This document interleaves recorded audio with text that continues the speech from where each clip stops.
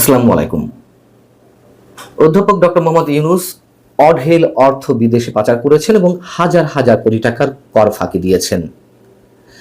যখন কিনা তিনি নিজেই সরকার প্রধান, তখন এই মুহূর্তে যে অস্থির সময় বিরাজ করছে এবং গণমাধ্যমও নানানভাবে রোশন আলো পড়ছে, তখন এই সংক্রান্ত এমন একটি ভয়ঙ্কর রিপোর্ট বাংলাদেশ প্রতিদিন কেন প্রকাশ করলো, কি উদ্দেশ্যে প্রকাশ করলো, তা নিয়ে নানান ধরনের প্রশ্ন উঠতেই পারে। আর বাংলাদেশ প্রতিদিনের যেই গ্রুপের, বসুন্ধরা গ্রুপের, তাদের সম্বন্ধ তো আমরা কম বেশি জানি।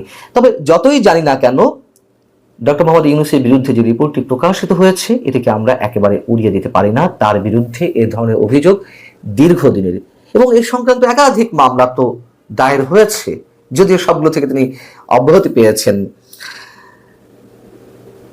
সেই জায়গা থেকে যদি বলতে হয় যে 1997 সালে যখন গ্রামীণ টেলিকমের নামে একটি তিনি লাইসেন্স নিয়েছিলেন গ্রামীণ ফোনের, তখন তিনি শর্ত দিয়েছিলেন যে এই প্রতিষ্ঠান থেকে তিনি কোনোভাবেই লাভবান হবেন না এবং এর উদ্দেশ্য হচ্ছে গ্রামীণ জনগোষ্ঠীর দরিদ্র মানুষদেরকে স্বাবলম্বী করা, এবং সেই শর্তে সরকার তাকে লাইসেন্স দিয়েছিল। কিন্তু ডক্টর মোহাম্মদ ইউনূস কি করলেন? শুধুমাত্র এর মাধ্যমে নিজের ভাগ্য পরিবর্তন করলেন এবং দেশের স্বার্থ জলাঞ্জলি দিয়ে বিদেশি প্রতিষ্ঠান নরওয়ে টেলিনরকে তিনি শেয়ার হোল্ডার হিসেবে নিলেন, অধিকাংশ শেয়ার তাদের কাছে হস্তান্তর করলেন। এখন এই যে রিপোর্টটি, সেই রিপোর্টে বলা হচ্ছে যে শুধুমাত্র গ্রামীণ টেলিকম থেকেই গত 26 বছরে ডক্টর মোহাম্মদ ইউনূস 1000 কোটি টাকা কর ফাঁকি দিয়েছেন। বাংলাদেশ প্রতিদিন বলছে, আমি একটু হুবহু বলি, যে সংশ্লিষ্ট সূত্রগুলো জানাচ্ছে ডক্টর ইউনূস দেশের অলাভজনক প্রতিষ্ঠান গ্রামীণ টেলিকম থেকে হাজার হাজার কোটি টাকা কয়েক হাত ঘুরে সামাজিক ব্যবসার নামে বিদেশে পাচার করেছেন।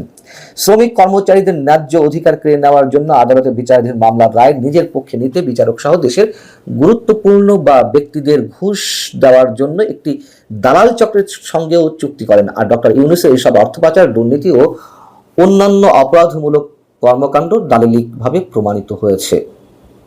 এবার তার বিস্ময়কর কর ফাঁকির অপরাধের ঘটনা সবাইকে হতবাক করেছে। কর ফাঁকির ব্যাপকতা, গভীরতা ও অপরাধের অভিনবতা বিবেচনায় এটি বাংলাদেশের ইতিহাসের সবচেয়ে বড় কর ফাঁকির ঘটনা হিসেবে চিহ্নিত হয়ে থাকবে। এবং যেটি জানা যাচ্ছে যে গ্রামীণ টেলিকম বর্তমানে গ্রামীণ ফোনের 34.20% শেয়ারের অংশীদার, যার মাধ্যমে গ্রামীণ টেলিকম প্রতি বছর গ্রামীণ ফোন থেকে 1000 কোটি টাকার উপরে ডিভিডেন্ড পায়, লভ্যাংশ হিসেবে যেটি পেয়ে থাকে।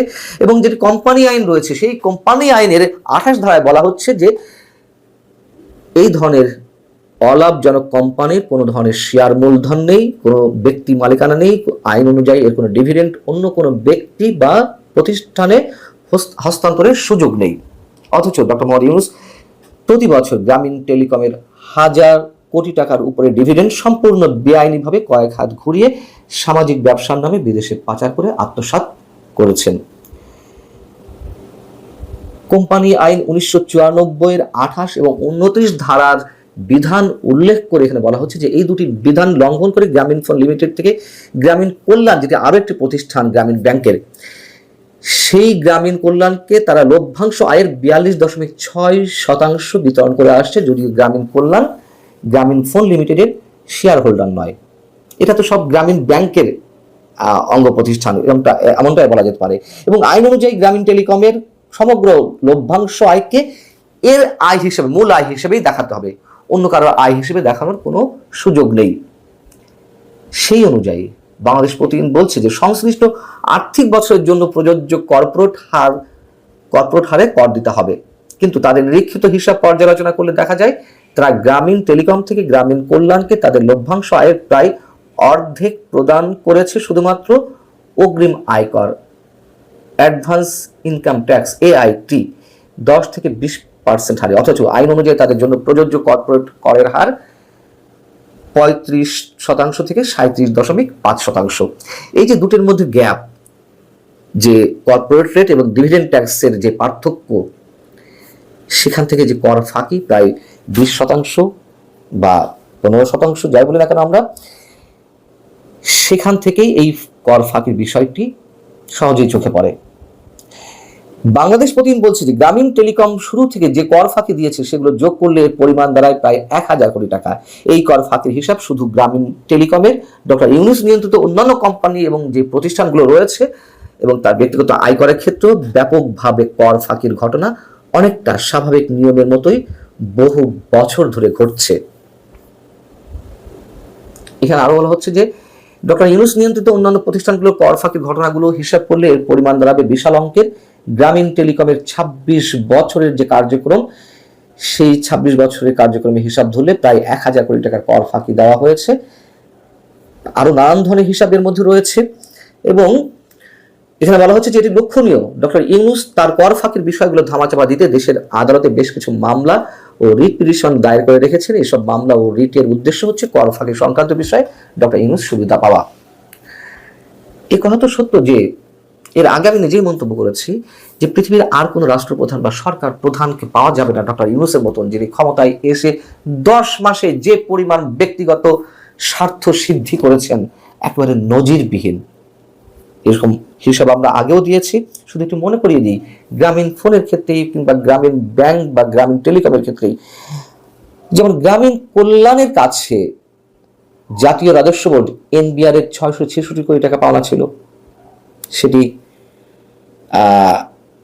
যে হাইকোর্টে মামলা চলছিল ডক্টর মোহাম্মদ ইউনূস সরকার প্রধান হওয়ার পরে আদালতে সব প্রণোদিত হয়ে মামলা প্রত্যাহার করে নিয়েছে। আবার যেমন ধরুন গ্রামীণ ব্যাংকের সরকারের যে মালিকানা ছিল, যে পার্সেন্টেজ ছিল, সেটি কমিয়ে 10% নামিয়ে আনা হয়েছে, আগে ছিল 25%। আর গ্রামীণ ব্যাংকে আগামী 5 বছর কোনো ট্যাক্স দিতে হবে না, কর দিতে হবে না, কর অব্যাহতির সুবিধা নিয়েছে আগামী 2029 সাল পর্যন্ত।